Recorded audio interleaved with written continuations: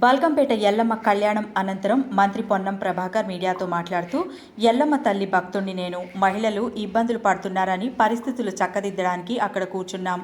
అధికారం హోదాతో రాలేదు, భక్తులుగా వచ్చాం. ఐపీఎస్ అధికారి ఉండి అన్ని చక్కదిద్దాలి. మేనేజ్మెంట్ లోపం జరిగింది. మేయర్ కింద పడే పరిస్థితులు ఏర్పడ్డాయి. మహిళలు ఇబ్బందులు పడితే బాధ్యతగా సీరియస్ అయ్యాను.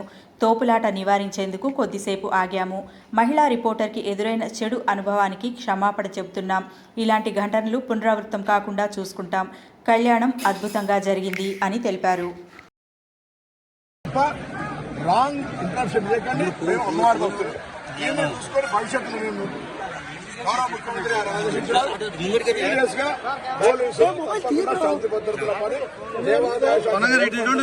మిగతా శాఖలన్నీ సక్రమంగా జరగాలని కోరుకుంటా ఉన్నాం.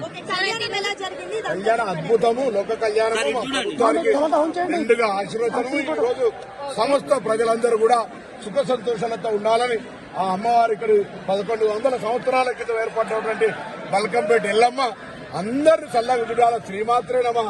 అందరూ విజయీ కళ్యాణం, విజయీ రూపందేయి, జయం జై యశోదాయి. అందరూ కూడా బాగుండాలి. అందరి పెద్ద కీర్తి ప్రతిష్టలు రావాలి. అందరికి మంచి జరగాలి, శుభం జరగాలని ఆ అమ్మవారిని కోరుకుంటాం.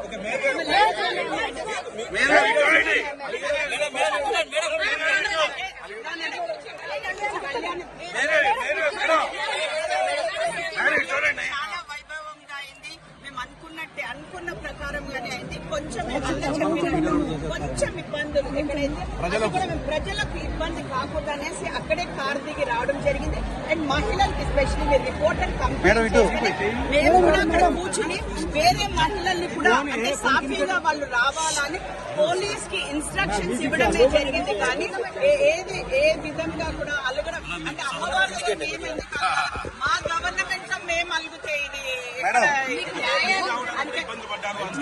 అంటే ఇబ్బంది కాదు. ఒక్కసారి